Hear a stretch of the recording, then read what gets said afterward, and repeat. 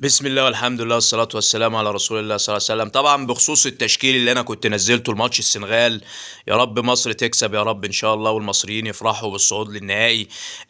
الناس كلها بتتكلم في ياسر ابراهيم، ليه مش حاطه اساس يا كابتن احمد؟ انا عايز اقول لهم ان ياسر ورامي يا جماعه، ياسر ورامي حاجه واحده، الاثنين حاجه واحده. الماتش اللي جاي انا هلاعب السنغال فريق قوي جدا من حيث الخبرات.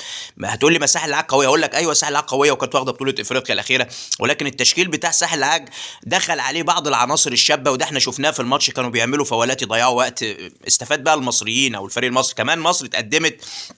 والفريق اللي عنده خبرات زي مصر عندها لعيبه لعبت اكتر من بطوله افريقيه، عندها خبرات وعندها روح مش طبيعيه وحماس غير طبيعي وحب غير واصرار غير طبيعي للمصريين. يعني اللي انا عايز اقوله ان مصر استفادت، ان مصر جابت جون، حطت ساحل العاج في توتر. الكلام ده مش هيحصل مع السنغال، ان السنغال خدت بطوله 2021 وغيرت المدرب وجابت مدرب وطني اسمه بابي سياو.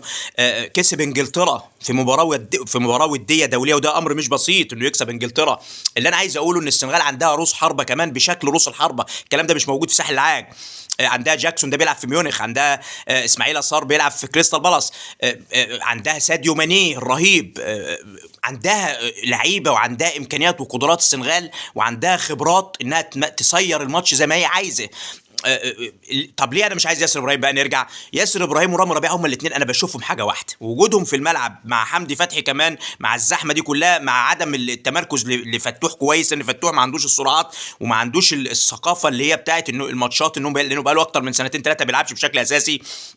فالسرعات والخبرات اللي موجوده في ماتش السنغال ممكن تتوه فتوح، لان ما عندوش القوه البدنيه اللي يقدر يقف على رجله ويتعامل دفاعا وهجوما والكلام ده كله.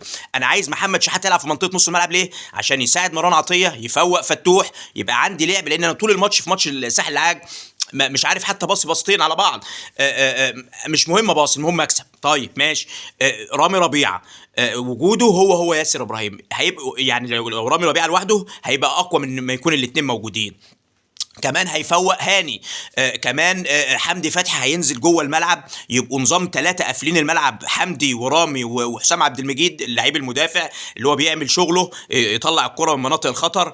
الثلاثه قافلين الملعب، اتنين في الدايره بشكل نص الملعب، يبقى عندي نص ملعب قوي. امام عاشور ساقط بين صلاح العالمي الظاهره ومرموش السريع، امام معاهم بيتبادل مع مرموش كده، بيخش في ناحيه الشمال، بقربه من الجون، امام ممكن يجيب جون، يصنع جون في اي وقت. عندي بدايل، ممكن اساعد في هاني بزيزو، ممكن مرموش يطلع في الدقيقه 80 عشان الماتش النهائي وينزل ابراهيم عادل. عندي بدايل كويسه جدا، زي احمد عيد ممكن يساعد فتوح. وشكرا والسلام عليكم.